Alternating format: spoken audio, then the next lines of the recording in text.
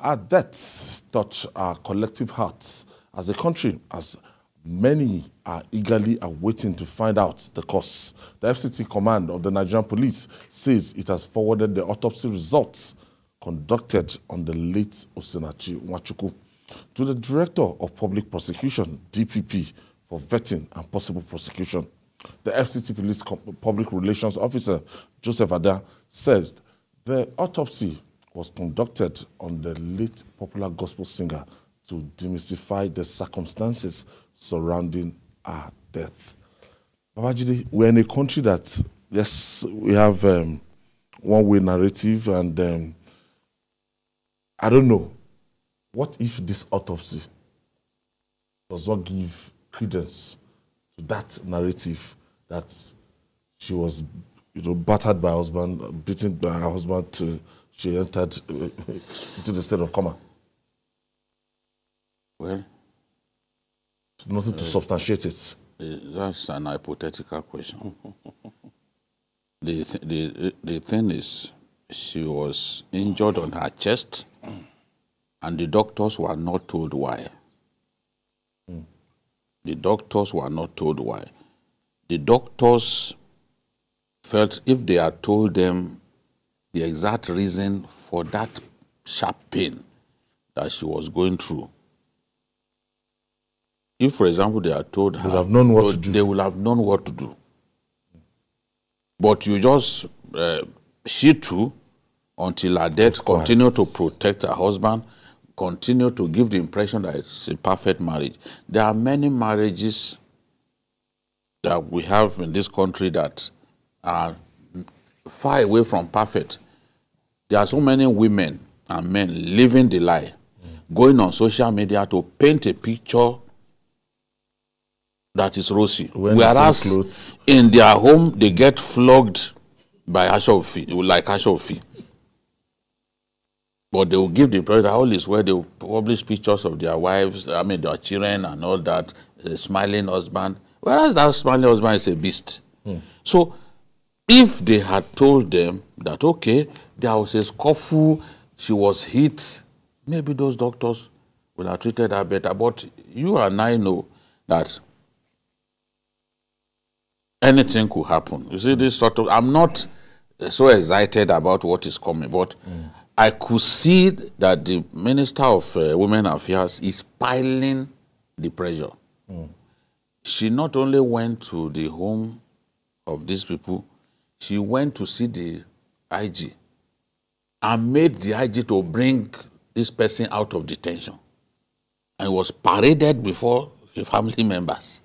So the woman is not joking about the matter. She's eager to have this guy. It's like she had had so much that she's convinced that build up to nothing could have caused this woman's death except that beating. Yes. So the autopsy that the police are now have in their possession will show us exactly the cause. But if the injury to her chest, if they can prove, if the autopsy can prove that not as a result of battery, she was punched there, this fellow is in trouble, because the fury of an angry woman, the fury of a woman who is really, really distressed, as we have seen with the minister, because she was saying that even that they have told the president, they are not going to leave this guy alone. No. If the autopsy shows the slightest hint there was that of physical assault, that man is gone to jail. Now, the same narrative, when the schoolboy that was said to have been beaten, battered and everything, and emotions, everybody was saying justice must take cost, we must get to the root of this thing. And perhaps when the autopsy came out, the autopsy was contrary to what everybody expected. The boy's case is in court. And as such, we maybe must be a bit careful postulating on it. But whichever way it goes, like BKO said, this is going to be a test case for marriages, and for the church. Let me say all religious institutions. Because beyond the general issue of domestic violence, people are beginning to use this to question what those who conduct marriages in terms of being counselors, being this, being that, and church leaders or religious leaders are doing to tackle this issue of domestic violence. Because like Bikio said, we all hide under this facade of nobody must know that something is wrong in the home. Nobody must know that my husband beats me, that my wife beats me, or punishes me.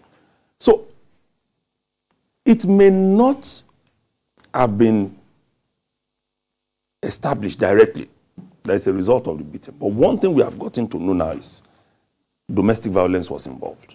And that was what led to our going to the hospital. Yes. So we must then begin to ask ourselves pertinent questions about the way we live a lie. Just fooling ourselves. Fooling ourselves. The make-believe world as if we are acting Nollywood.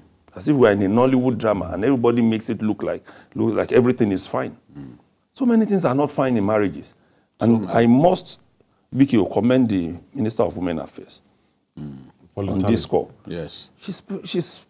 I'm also very passionate about this because you cannot deprive a human being of everything that she has in life, even when she's the one who is providing all the resources, and then beat such a person to death. And you think you are just going to walk away like that. Even if no lesson has been learned, keeping him with the police for this long, it will be enough for him. Teach him a lesson. Because you don't wake up and keep eating other people, making them look as if they are your slaves. Quickly, Bikio, this till death do us part syndrome. That your husband is abusing you on a daily basis, or your wife is abusing you. Vice versa. Yes. I don't know, because in the Western world, it's not difficult to walk away. No, it's not difficult to walk away, and they don't fool themselves the way we fool ourselves. And look, even men in the US, for example, know that if they get reported. Look at the man you boy in Greenwood. Yeah. 19-year-old, okay, just 20 years. He just clocked 20. And he beat his girlfriend. If he's not careful, that is the end of his career. Because he's even been suspended. He has not, even the club, they've dropped his the merchandise. They've dropped everything that has to do with him. So the society frowns at such acts of violence, but here you will say, I don't want to leave my children. But when you die, your children will live on. You. Exactly. So say you remain where you are going to be killed, because you say, if I leave the marriage now, my children will suffer. So it makes no sense. If there's a choice between life and marriage, you've got to choose life over marriage.